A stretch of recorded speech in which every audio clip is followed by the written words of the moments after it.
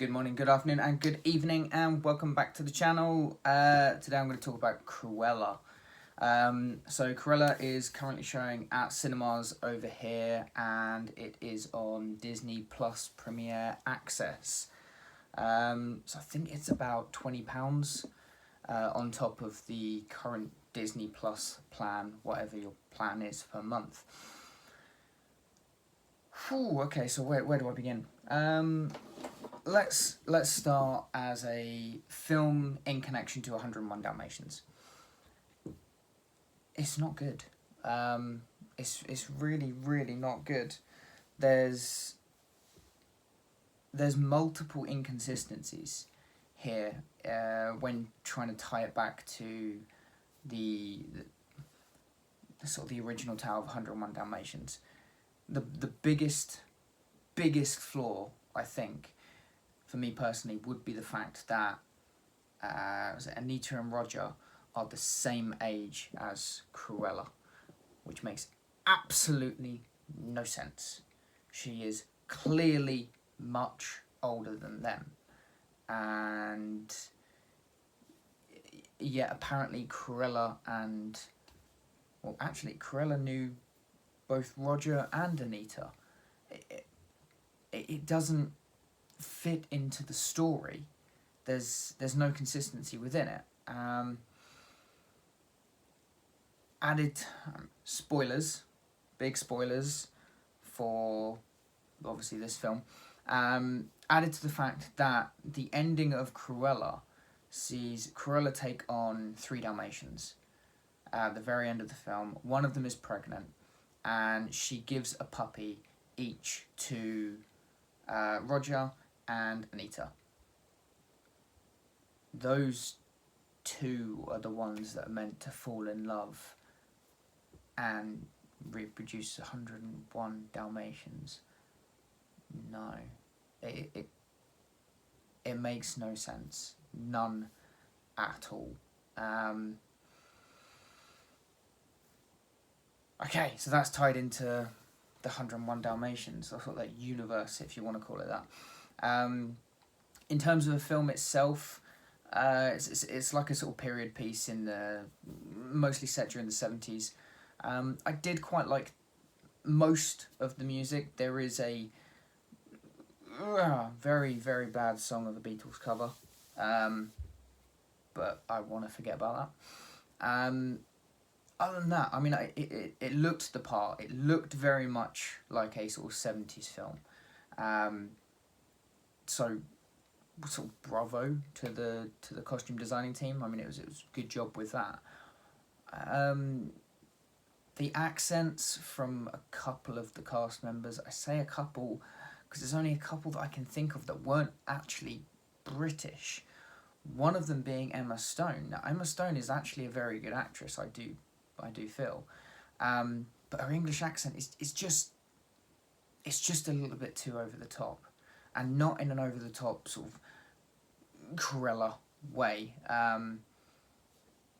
Like sort of like the one I say Cruella, I think the sort of the Glenn Close Cruella. I'm saying that because obviously that's the live action that we would kind of tie it to. It's more of an over the top way in the fact that like sort of Johnny Depp goes over the top with Jack Sparrow after the first film. It's over exaggerating words that shouldn't be done. The other one would be, and I cannot remember the guy's name, but he was in sort of Richard Jewell. He's been in Cobra Kai. Again, a good actor in his right. He plays one of the henchmen. Cannot remember the name. This is, well, it kind of shows how appalling the film writing is.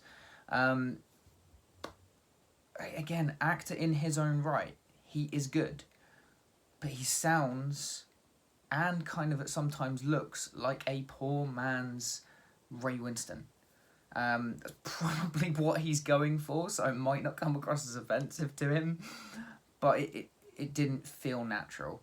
Now Joel Fry, I believe it's Joel Fry. I've loved Joel Fry for a while now. When he was in like Trolleyed, Plebs, a little bit in Game of Thrones. I think he is probably one of the standouts of this film. he was the only sort of real male character that had any kind of emotion and emotional drive to him. But even he was kind of belittled multiple times from Cruella, and it's a theme that you see throughout the whole film. Every single male character is really put down heavily. I mean, they are called useless and incompetent multiple times over in the film. Added to that, the fact that I don't feel like the film knew what it wanted to be. Now, you can have a villain-centric film where the villain doesn't know he's a villain, but sort of becomes a villain towards the end. I think the biggest one I think I'll think of so far would be Joker. It's a man sort of struggle with his personal demons and his mental illness to the point where he becomes a villain. And I think this is what Disney were kind of going for, is that mixed with like The Devil Wears Prada, throw in a little bit of like Harley Quinn, Birds of Prey kind of thing.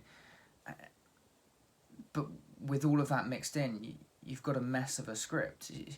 Cruella is not an anti-hero. She is a villain, and as far as I'm concerned, she is one of the biggest and most vile villains of the entire Disney canon. So it's one of these things where I don't feel like it was necessary to have a film about her. Yeah, I mean, when you look at it as a film overall, without the context of 101 Dalmatians, it's still not great. Which, I mean, I want to say is a shame, but the way that Disney are going, a lot of their stuff at the moment is just, it's mediocre to crap, and it's solely based on nostalgia. There is not much that they're doing new. I mean, I haven't seen some of the more newer Disney films. Like, I really want to see Soul, but it seems like a lot of their live action. I mean, I cannot think of a live action Disney film that isn't a remake or a sequel, and even that, you've got a new remake of Pirates of the Caribbean coming out. I feel like Disney don't know what they're doing right now, and I think they need to go back to the drawing board and actually come up with some either original characters or just try something else. Because I don't think this live action reimagining is working for them. You know, that they call Cruella a reimagining of her sort of origin story, but you're still tying it into the original, so it doesn't work. No matter what way you look at this, it's either a bad film in its own right or a terrible film if you put it as an origin story mixed in with Disney canon. Disney are in trouble. But no, that's my opinion. If you guys have seen Cruella, let me know what you guys think about it down in the comments below. Don't forget to like, share, and subscribe. It really does help me out. And I'll see you in the next video.